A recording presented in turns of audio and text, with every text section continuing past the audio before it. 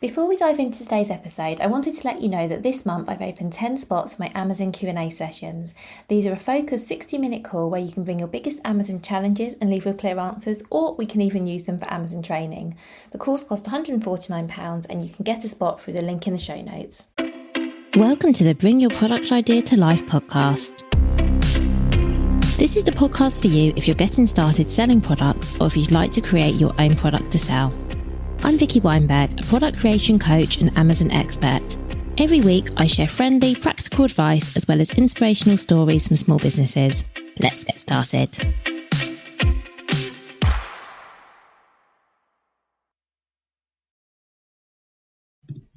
Hello and welcome to this episode of Bring Your Product Idea to Life. Thank you so much for being here. I have got an awful lot to cover in this episode, so I'm going to get straight into it because today we're going to talk about Amazon account audits. So businesses often come to me to audit their accounts, usually when something isn't working and they can't pinpoint what, or perhaps, as I alluded to last week, maybe their sales have plateaued or dropped, or maybe they're not coming up into the search as much as they'd like. There's usually some sort of issue that leads them coming to me and saying, what now? What do I do next? Something isn't quite right, but I'm not sure what. So an Amazon account audit, or the type that I offer anyway, is a full account check. So I don't just look at your listings or just one listing. I look at absolutely everything in your Amazon account in great detail and come up with a list of recommendations of things you can do to maybe improve how your account runs, maybe improve your sales. I mean, that's always the ultimate goal, but there'll also be little things in there about how you can make things run a bit smoother, perhaps save yourself money, that kind of thing. So in this episode, I'm going to go through what I look at, why I look at it, what it means, and maybe some little fixes for things that come up often as well. And the aim of this is really so that if you'd like, you can do the same. So I'm going to talk you through all of the things that I look at. So one of the first things I look at is your revenue and sales. So I look at how you're doing compared to previous years, because this gives me a good idea of, what direction your sales are going in. You probably know this yourself already, but for me, this is really useful. I also look at which products are your best sellers, which are the ones that show up in search the most, which have the best click-through rates, which convert the best. Now, hopefully you know all of this information already. However, what I would say to you is, even if you know this, are you doing anything about it? Because this is the key, and this information can be really revealing. So for example, let's say your best-selling products convert really, really well. However, we can see that they very rarely come up in search. Maybe they come up in page 2 or 3, or maybe they're only coming up on page 1 10% of the time. But we can see that they convert really well when people do find them. This might mean that it would make sense to drive traffic to those listings, because if they're converting well, they're obviously, there's no issue with the listing. In fact, the listing is probably great. And it would make sense if they had a little bit more traffic, then you could probably sell more of them, perhaps using ads, perhaps doing something else. If you find that certain products have really high visibility, so they're showing up a lot in search, but the click-through rate's low, then that's a sign that there is something that's missing. So maybe it's the main image, maybe it's a title, but there's something that's preventing people from clicking through and finding out more about your product. Maybe it's the price, we don't know, but these are some of the things it could be. If you can see that visibility is low for some of your listings, then that could be a sign that the listing might be as well optimized as it could be. So these are just some of the things we can find out based on looking at your revenue and sales and all the information about your products. Now, as I say, some of this you might know already, but the key really is with all of this is thinking about, okay, so we know this product sells well, yet we also can see that it's not very visible, and then thinking, okay, what can we do to improve sales across all of our products? I also have a look at your account health. So are there any warnings, any compliance issues, or anything at all that needs addressing? Sometimes people aren't aware that key listings aren't being shown because of issues, particularly if they have a large number of SKUs. I've definitely worked with brands before where I've said, did you realise that this listing's been suppressed, or did you realise that you need to submit some information for this, and they just haven't been aware? So I never assume that you're going to know everything. Of course, you hopefully will be on top of some of this, but when I do a listing for an audit for a client, I do make sure that I include absolutely everything, because I don't know what you know and what you don't know. And sometimes, as I say, especially if your inventory is large, it can be really, really easy to miss some of these things. I look at voice of the customer. So I don't know if this is something you've ever looked at yourself. It's really, really revealing. So this is basically where customers tell you what they think about your products, and they rate all of your products are rated from poor up to outstanding, and this can be a goldmine finding ways you can improve your listing. So, for example, for one brand, I could see that a key reason for the products being returned and the product having a poor rating was that the products were being used in a way that it wasn't designed to be. So customers were misunderstanding what the product was, and they were using it in a way that it was never intended for use. But because of that, it was getting high return rate and a high return rate and poor reviews, because you can get my words out there. So we were then able to add some information to the listing that would prevent confusion, stop customers buying it for the wrong reason, hopefully prevent them from using it the wrong way, and also improve the return rate. I also look at return rate, by the way, because it might be that if certain products are frequently returned, this is something to address, even if you're not getting consistently poor feedback, because let's be honest, you know how hard it is to get good reviews on Amazon. It's still hard to get bad reviews as well. It's hard to get reviews in general. But so if you're getting products that are highly returned, this is definitely something to address. If you are getting poor reviews, in a way that's good, because at least you know why your product's being returned, and it's hopefully something you can work on. Now, this might be that it's something out of your control, but it might be there's something you can add to the listing that would help with this.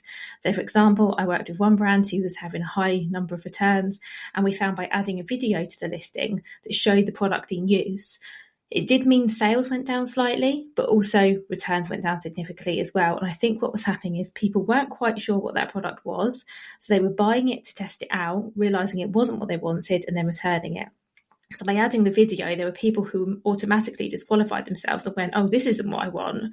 So they didn't buy it, which is great because they didn't return it. Because as you know, returns, particularly for certain product types, I'm thinking electronics, clothing, can be a real pain, because often you can't then resell the products and they end up getting returned to you, and none of this is good. I also have a quick look at your account settings and check if all these are good. I'm very rarely find any issues here, but sometimes you do. Like you might find, for example, that your products have been listed across different Amazon marketplaces and you weren't even aware of that. Honestly, things that Amazon does that they don't tell you about is crazy. They did actually announce a few months ago this was something they were going to do, but I also know that you get so many emails from Amazon, and we'll talk about this a bit later, that it can be really easy to miss things. So, this is definitely one to have a look at. Are your listings in other marketplaces without your knowledge? Because that is something that we're finding a lot. So that's, again, something you can take a look at. And if they are, it might be that it's not a problem, particularly if you're not getting any sales. But if you suddenly get a sale in France, you're then thinking, can I either fulfill the order? Is that possible? Or you have to cancel the order. And that obviously goes against you as well. And it's just a bit of a headache that you possibly do not need. So this is something that is definitely worth looking at. Your shipping settings is a frequent thing that I recommend people update. So sometimes they can be very confusing. So for example, weight-based. I don't know whether you've seen that when you set up your shipping prices, you can have them tiered by weight or by price. Amazon are actually stopping weight-based pricing tiers, which I think is a really good idea. And sometimes the shipping can be really expensive and kind of not make sense based on the product. So for example, I saw a product recently where the shipping cost more than the product itself. And that product, it was a small product, it was light. I would have said it was much better for FBA anyway. And the brand weren't selling many of them. And I'm pretty sure that a big factor of that was people don't want to spend more on the shipping than they do from the actual product. And on the other hand, I've seen lots of brands do this really, really well. So I saw a brand recently when I was really impressed. They had lots of different shipping templates set up for different product sizes. And by the way, these were all like paid shipping options. I am a fan of free shipping. You've probably heard me say this before, but you don't have to add free shipping. Your shipping just needs to make sense. So you can't, well, you can, but I wouldn't recommend charging the same to post, something that would fit in an envelope. I wouldn't suggest your shipping price be the same as something that would fit in a shoebox, for example, but this is something I often see. So if you do sell products of different sizes and weights, I would suggest having different shipping templates for each of them. Speaking of shipping, it's also worth knowing how you're set up for automated unfulfillable inventory. So for example, did you know there was an option where if Amazon can't fulfill your inventory for some reason, so for example, if its returns are unsellable, they might be disposing of it. This is a setting you can choose. You can choose for Amazon to dispose of your product, or you can choose to send them back to you. I have found instances where Amazon had this setting to dispose and the brand wasn't aware of it, and every month Amazon will happily disposing of product. Again, some of these examples I'm giving you, I definitely don't want you to panic about. These are not things I see all of the time. They're things I've maybe seen once. However, if it's happened once, it could happen again. Please don't panic about any of this. I'm just giving you some examples of things that you might want to look at.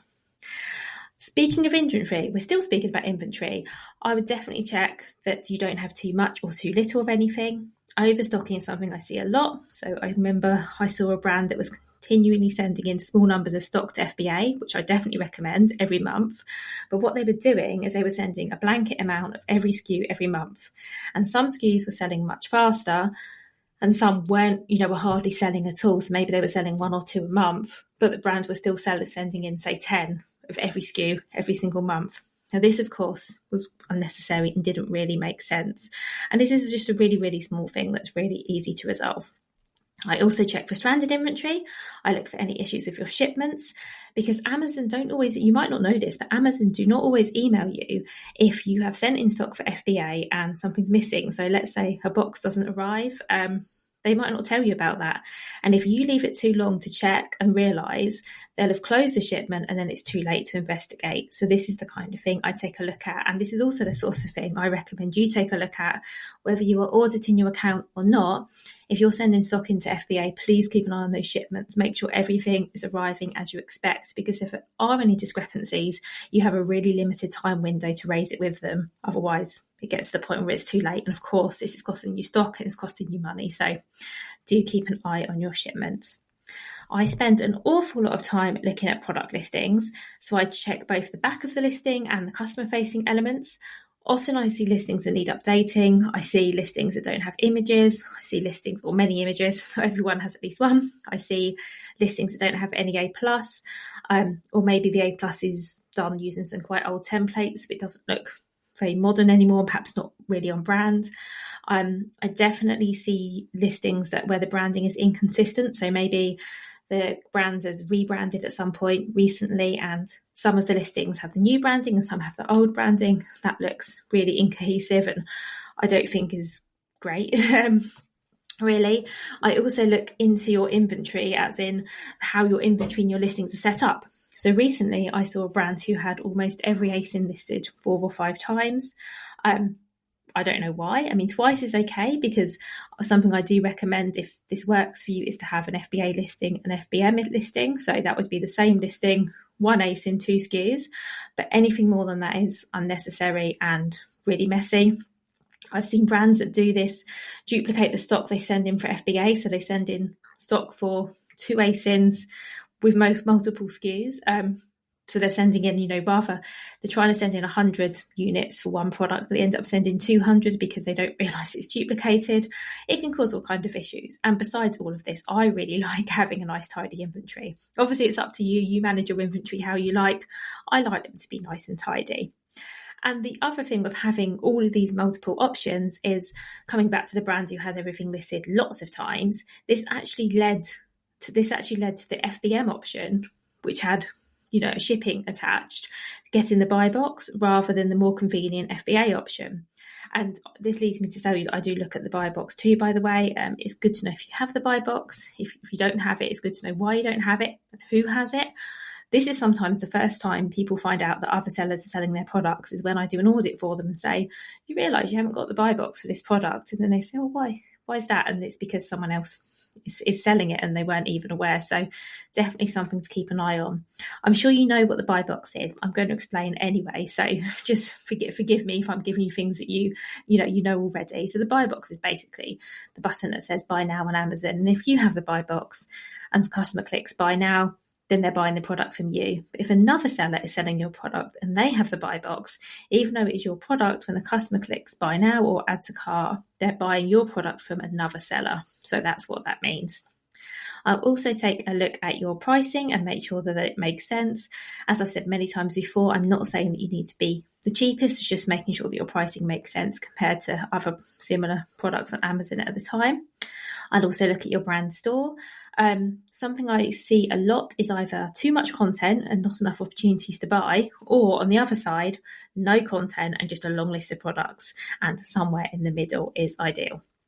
I will review your ads and let you know what's working, what isn't, and how I suggest you move forward. This can be a really, really big area. I actually audited an account recently who had over 200 active campaigns. Some had no sales, lots had a negative return. This is really, really unmanageable and something that I would never, ever recommend. But it doesn't always have to be that many to be too many. Sometimes even tens of campaigns is too much. I looked at a brand recently where they've only been running ads for like I think 2 or 3 months, but there were almost 20 campaigns. Most of them only ran for a week and then closed. So there wasn't really an opportunity to learn from them. I can give lots of advice here, and I will do an episode all about ads. But what I'm really looking for is, do your ads make sense? Do you have too many campaigns targeting the same products? Are your ads competing with each other? What's the return on your ads like?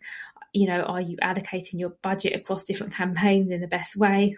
There's all kinds of things we can go on into when it comes to ads. And then the final thing that I take a look at, unless I've forgotten something, which is possible because I do look like a lot of things. Oh, notifications. That's one other thing I look at. I look at all the emails you're getting from Amazon and help you decide, which ones are necessary and which ones are not, because let's be honest, they can send you a lot of emails and you've got a lot of other things to do. But coming back to brand analytics, this is brand new, and I have done an episode all about brand analytics, and I'll possibly do another one as well. So brand analytics, you can see all kinds of information about your brand. So you can see the customer journey, you can see at what point customers drop off. So you can see for all the people who view your products, how many go on to click through, how many go on to add to cart, how many go on to actually buy. This is really, really useful. We can also see how loyal your customers are, so how many customers are returning to you versus how many are new to brand. We can also look at search query performance to give you a list of search queries that led customers to your product. This also gives the brand share for relevant keywords plus the search query volume. So this is all really good when it comes to identifying what keywords should be in your listings, what should be in your campaigns.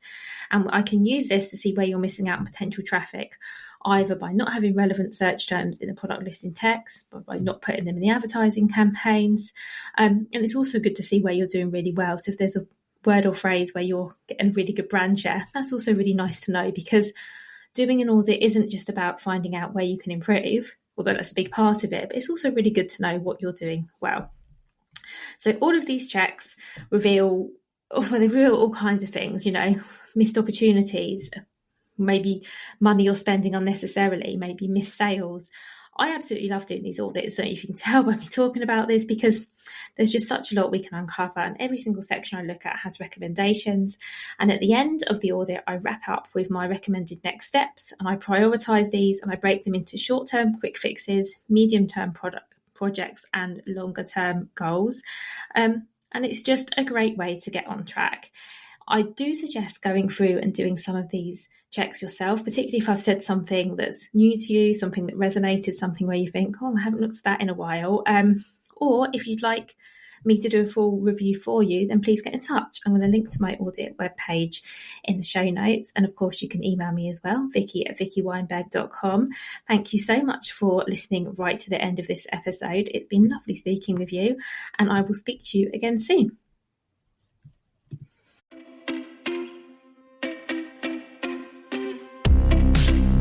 Thank you so much for listening right to the end of this episode. Do remember that you can get the full back catalogue and lots of free resources on my website, vickyweinberg.com. Please do remember to rate and review this episode if you've enjoyed it, and also share it with a friend who you think might find it useful. Thank you again, and see you next week.